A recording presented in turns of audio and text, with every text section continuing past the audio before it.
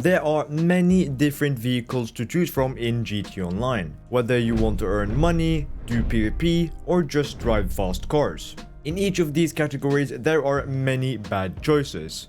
Today, I'm going to prevent you from taking those choices. This is the top 10 best vehicles every GT Online player should own going into 2023. But before we get into the video, if you're looking for guides like this or tutorials and how-tos on GT Online, then I would highly suggest going and checking out my channel and maybe even subscribing if you're liking what you're seeing. Anyway, let's get back into the video. At number 10, we have the Bati 801. And even though this is at number 10, it is still an insane vehicle. And the reason for this vehicle being this insane is because it costs only $15,000. It is extremely fast. It is great for time trials. Just imagine that you do one time trial and you already got the money for the bike plus 85 grand on top of that. I still use this bike sometimes to this day because it is this good. And the best thing about it is that it's this cheap. It is 100% the best beginner vehicle, and it's the first vehicle you should buy in GT Online, and I will get to some other vehicles you should buy after this as a beginner, but this is definitely the first vehicle you want to buy. At number 9, we have basically the upgraded or more expensive version of the Bati 801, and this is the Hakucho Drag.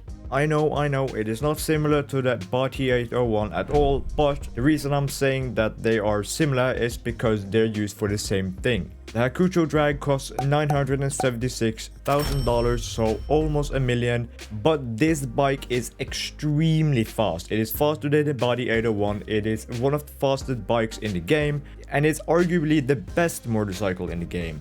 Again, it's great for time trials. You're just getting easy 100Ks here and there every week, and in my opinion it does look a bit cooler than the Bati 801. Even though the Bati 801 looks great, the Hakucho Drag has something about it that just is a bit cooler. So if you have a bigger budget and you want a bike that's not particularly better but faster, then the Hakucho Drag is perfect. I use it all the time for time trials and it works amazingly. At number 8, now we're getting into the good stuff. At number 8, we have the Armored Kuruma. The Armored Kuruma costs $698,250, but if you do the Fleecer job, you will get the Kuruma for $525,000 instead. The Armored Kuruma has good top speed and alright acceleration, however it gets destroyed by one rocket, so why would you choose this vehicle? Well, it is virtually not possible to die from gunshots in this vehicle, since as you can see it is extremely armored. NPCs can't shoot through the windows, and in PvP most players will also have a hard time shooting the windows, but they will be able to do it. They will be able to shoot you through, but NPCs virtually cannot do it. I have been hit a few times when actually fighting lots of NPCs, lots of cops, and I've just been hit a few times. It's a very good beginner vehicle because you can use it in the OG heists, which makes it just really easy. And also later on in the game, you never know when you need a impenetrable car, because there are some missions and activities where you need to not die. And if you are in this vehicle and you fight some NPCs that just use guns, normal guns, you basically cannot die. It's your go-to car.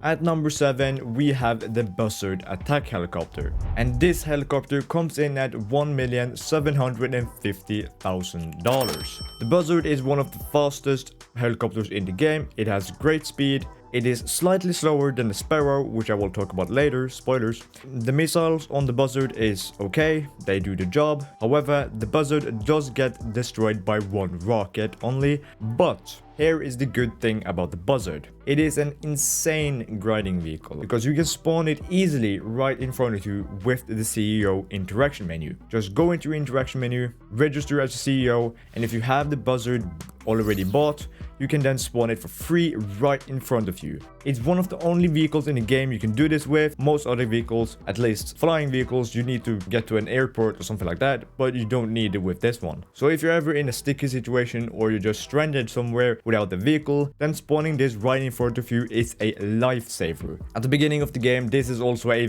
really good helicopter to use as grinding and also just getting around the map. I used it a lot when I just started out and it did me great. You will definitely earn back the money you use on it. At number 6, we have the Akula. The Akula costs around $3,700,000, but you can get it for a trade price of $2,785,000. As you hear, this helicopter is extremely expensive, but it has some awesome features which no other vehicle in the game has. Firstly, the Akula can take 5 explosive rounds and 2 homing missiles before it blows up on the 3rd homing missile. This is nothing special about it, it's just some armor. But the special thing about the Akula is that there is a stealth mode on it. And when you activate stealth mode on the Akula, you go completely off the radar and your blip on the map disappears for all players in the lobby. It also reduces your wanted level to 2 stars if you have 3 stars or over in police.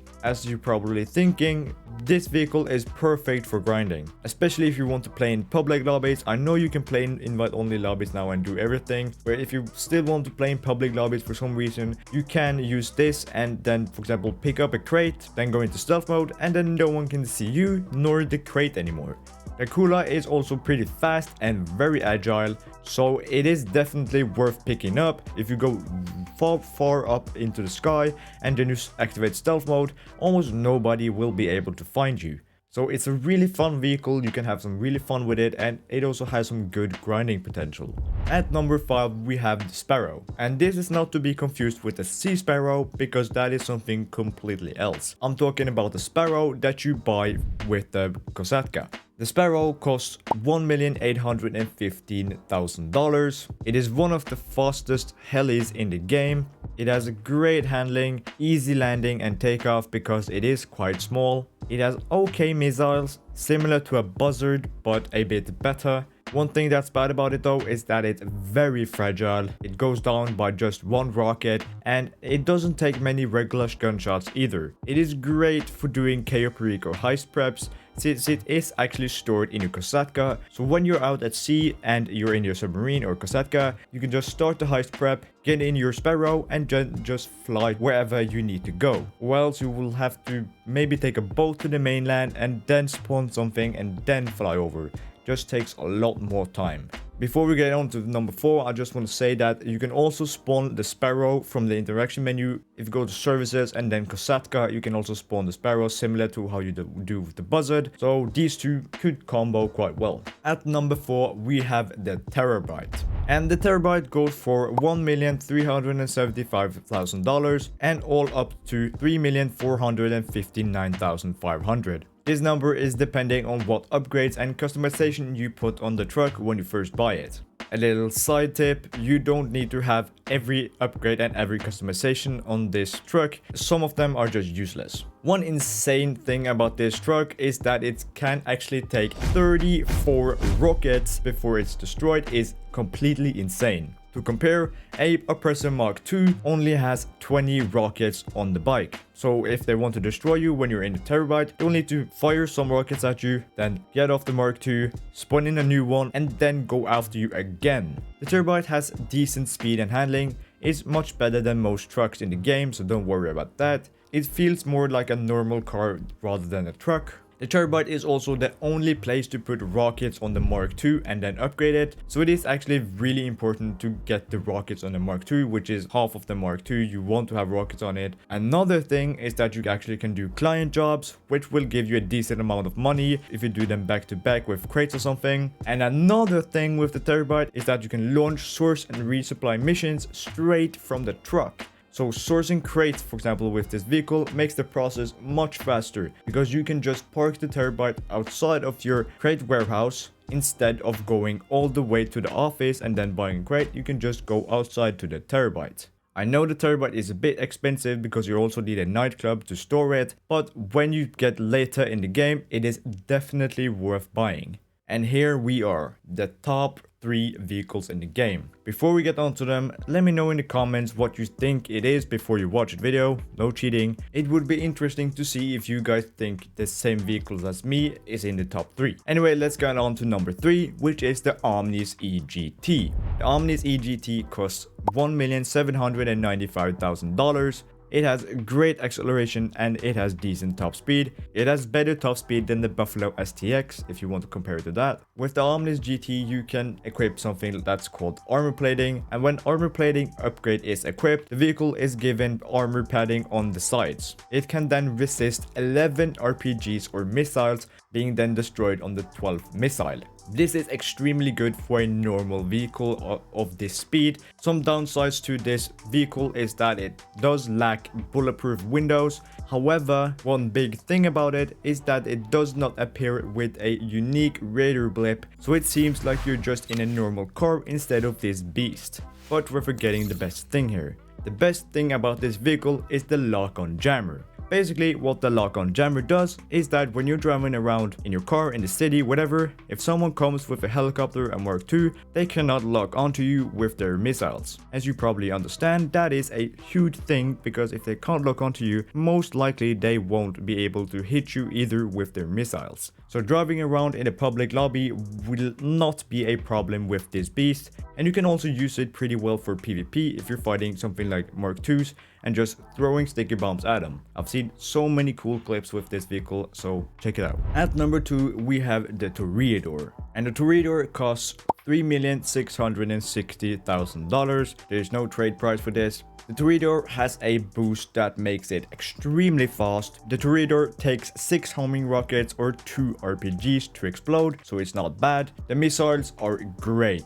They hit everything you lock onto. You could think of them as ruiner missiles. They are really good. There are not many counters to the Oppressor Mark II in the game, but the Terrorbyte is undoubtedly the best counter. If you just lock onto them and fire 1 rocket, you have basically secured yourself a kill. Another bonus with the Terrorbyte is that it is submersible, so it can go underwater and fire torpedoes. So if you're getting hunted or something like that, just go into the water and then they can basically not get you unless they have a Terrorbyte themselves. Just buy the Terrorbyte. It's a solid vehicle, and it can also be used to grinding if you want to get from one end to the map to the other, and etc.